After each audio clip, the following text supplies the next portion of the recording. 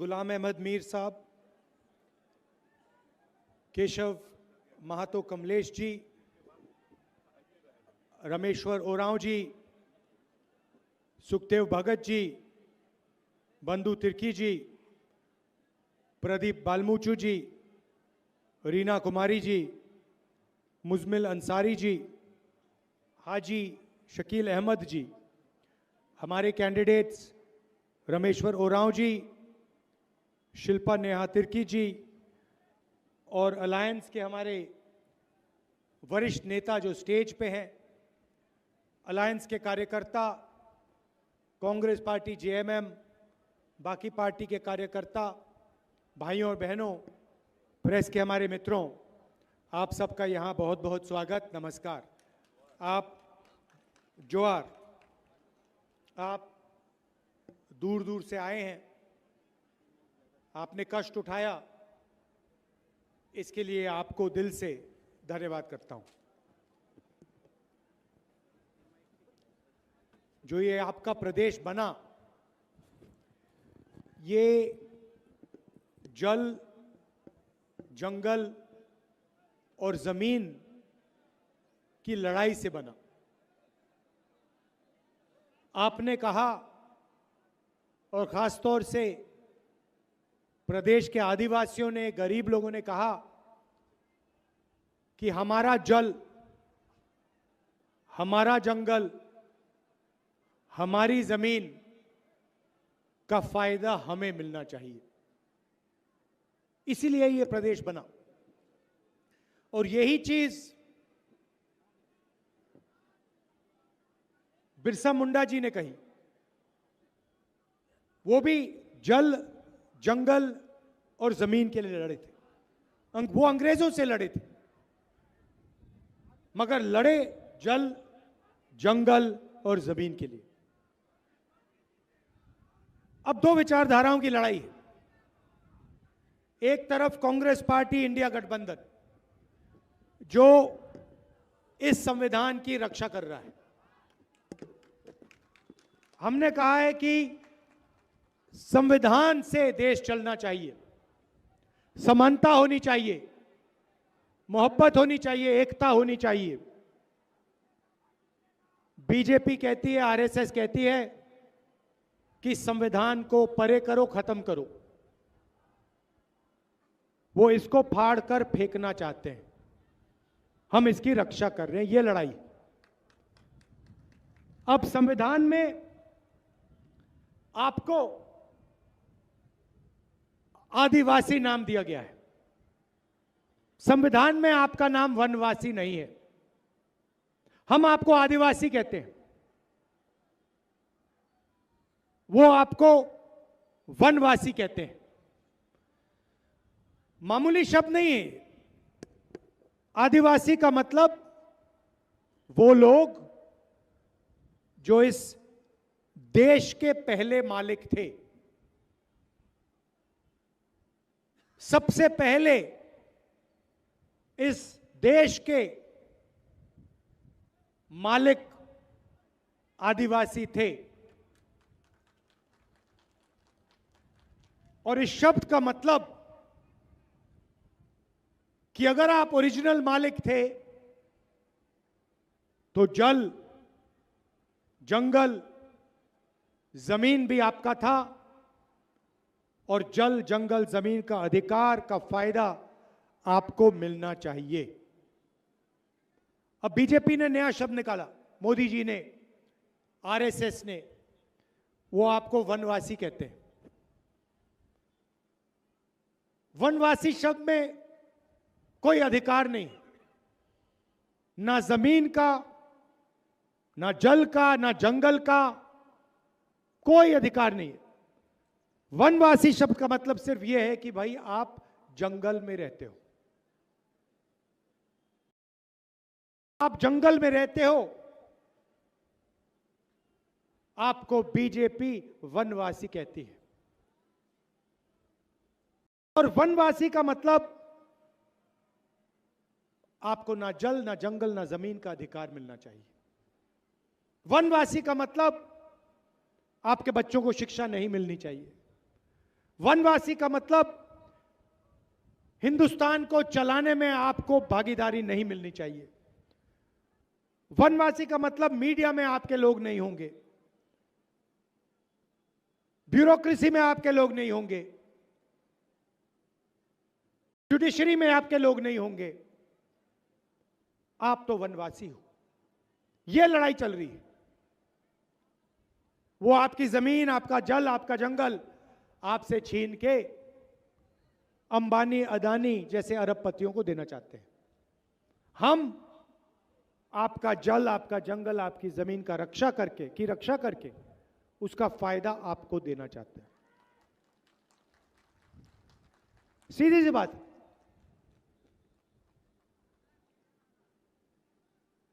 मैं आपको उदाहरण देता हूं जिससे आप बात समझ जाएंगे। आप जीएसटी का पैसा देते हो, आप कुछ खरीदते हो, आप जीएसटी का पैसा देते हो।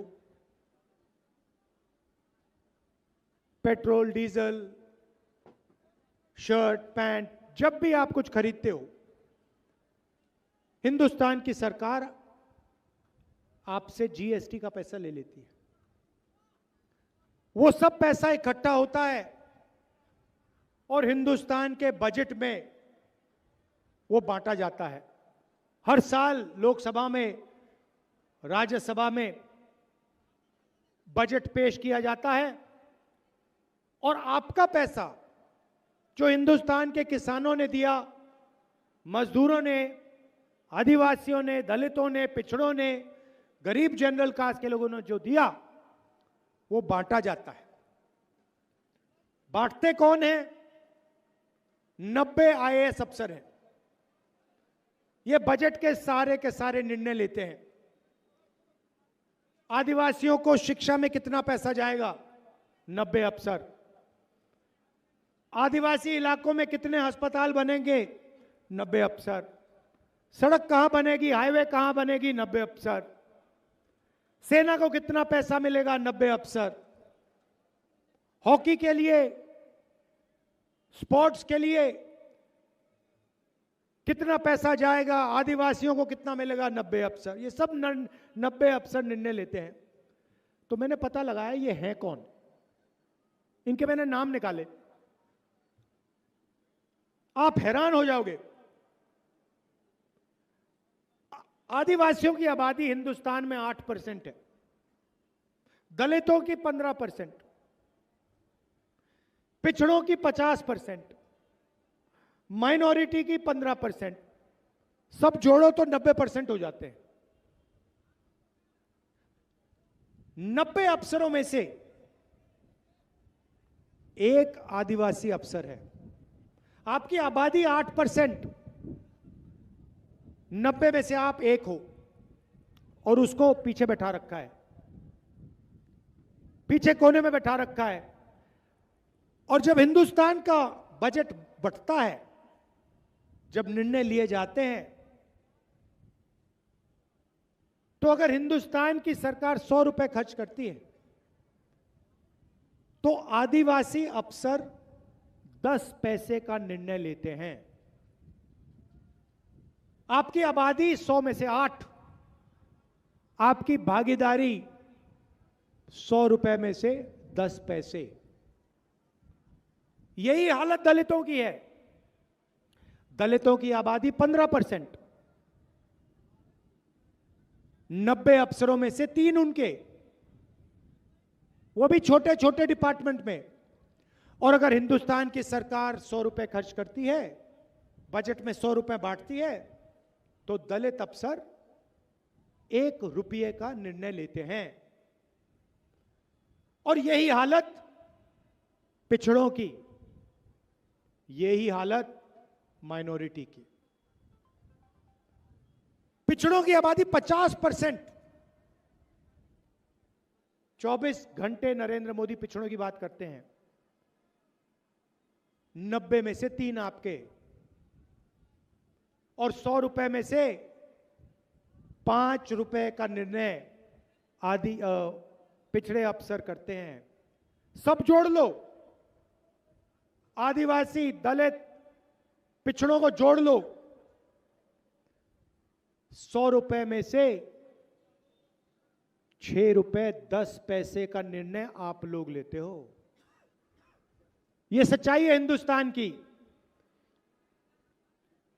आपको मीडिया दिखाई देती है, टीवी पे आप देखते हो, अलग अलग एंकर दिखते हैं, बड़े बड़े एंकर अपने विचार रखते हैं टीवी पे, मीडिया में। उन एंकर में आपने कभी आदिवासी देखा? कभी देखा?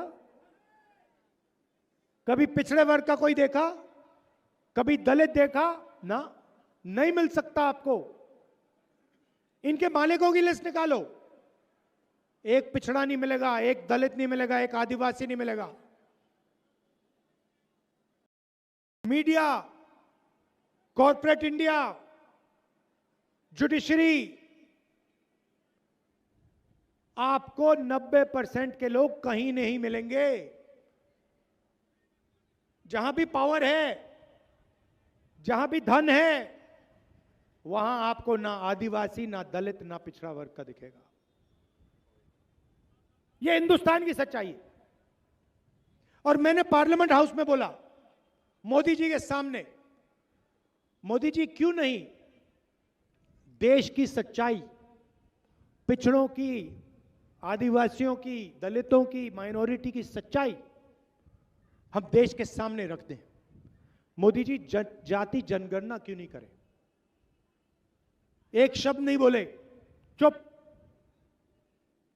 क्योंकि जिस दिन जाति जनगणना हो जाएगा, उस दिन देश के पिछड़े वर्ग को, दलित को, आदिवासी को अपनी भागीदारी के बारे में सब कुछ पता लग जाएगा।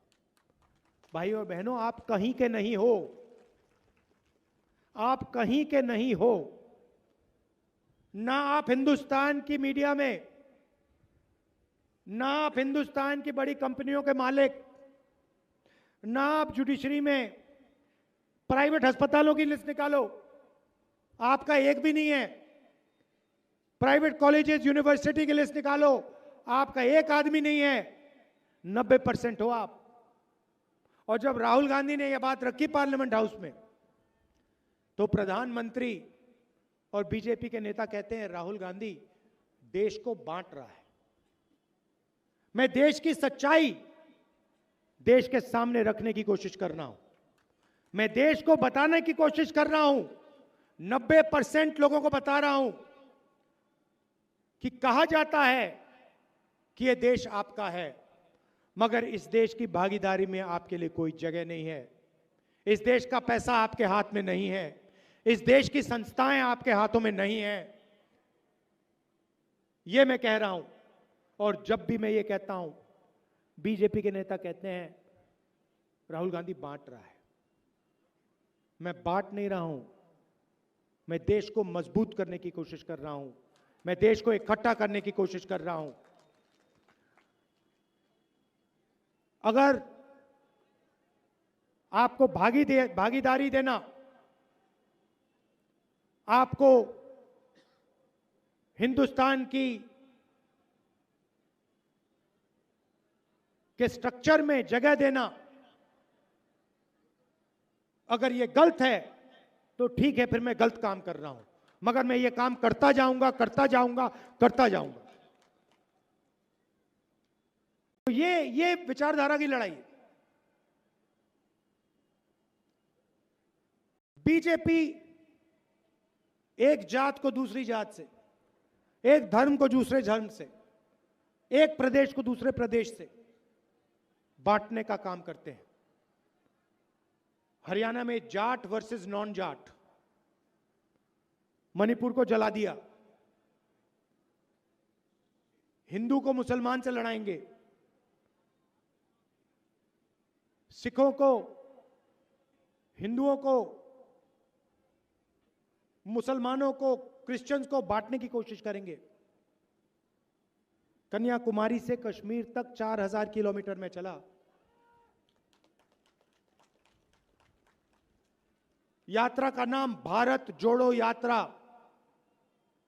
किसानों की बात की, मजदूरों की बात की, आदिवासियों की, दलितों की, पिछड़ों की, कमजोर लोगों की, माइनॉरिटीज की, गरीब जनरल कास्ट के लोगों की, शिक्षा की, स्वास्थ्य की। और हमने नारा दिया, नफरत के बाजार में मोहब्बत की दुकान खोलेंगे। नरेंद्र मोदी जी ने 16 लाख करोड़ रुपया 20-25 अरबपतियों का कर्जा माफ किया है।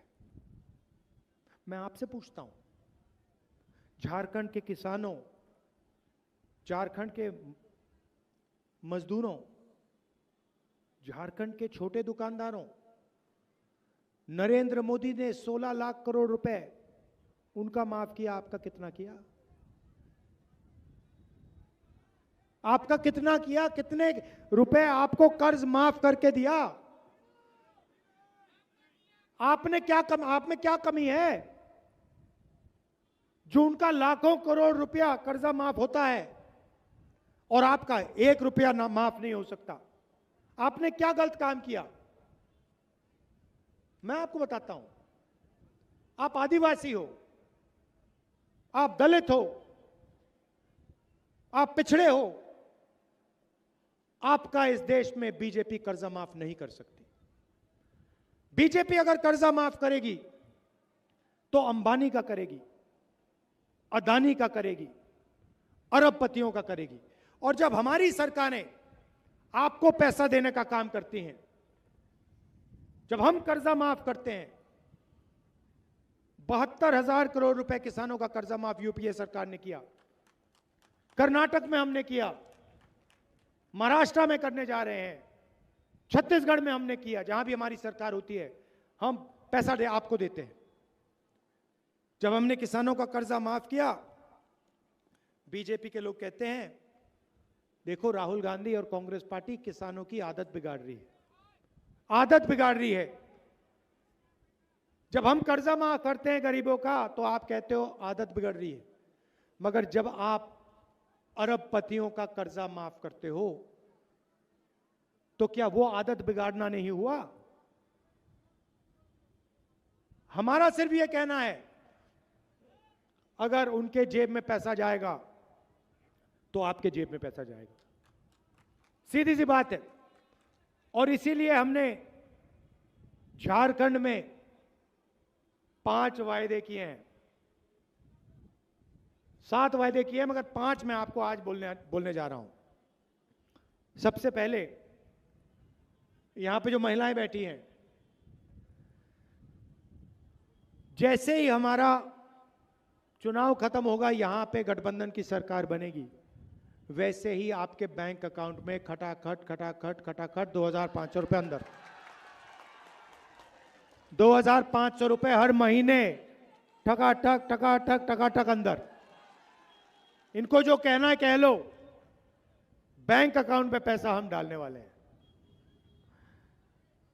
रिजर्वेशन की बात मैंने पार्लियामेंट में बोला, जैसे ही हमारी सरकार आएगी हम जाति जनगणना करेंगे, दूध का दूध पानी का पानी हो जाएगा।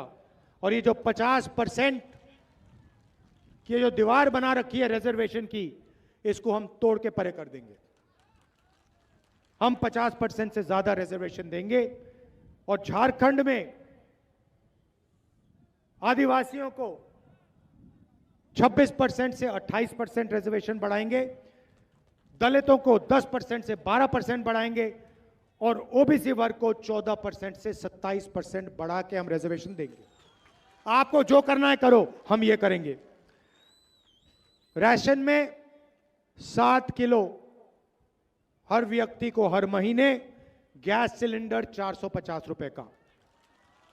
स्वास्थ्य में 15 लाख रुपए तक का बीमा आपको मिलेगा, हेल्थ इंश्योरेंस आपको मिलेगा। आप बीमार होगे, अस्पताल में जाओगे, सर्जरी करवानी हो सर्जरी करवाओगे, कोई और इलाज हो वो करवाओगे, और उसके बाद सरकार इलाज के लिए आपको 15 लाख रुपए तक पैसा देगी। युवाओं के लिए 500 एकड़ का इंडस्ट्रियल पार्क हर डिस्ट्रिक्ट में और हर ब्लॉक में डिग्री कॉलेज और प्रोफेशनल कॉलेज डिस्ट्रिक्ट लेवल पे। और हमारे किसानों के लिए धान के लिए एमएसपी 2,400 रुपए क्विंटल से बढ़ाकर हम 3,200 रुपए क्विंटल आपको देने जा रहे हैं। और आपका जो सरना कोड है उसको हम लागू करने जा रहे हैं। यह मैं आपसे कहना चाहता था। याद रखिए, संविधान को बचाने की लड़ाई है। वो अरबपतियों को फायदा पहुंचाना चाहते हैं, हम गरीबों की मदद करना चाहते हैं। वो आपको आदिवासी नहीं कहते हैं, वनवासी कहते हैं। हमारे लिए आप आदिवासी हो। जल जंगल जमीन का अधिकार आपका है। जल जमीन जंगल का फायदा आपको मिलना चाहिए। धन्यवाद।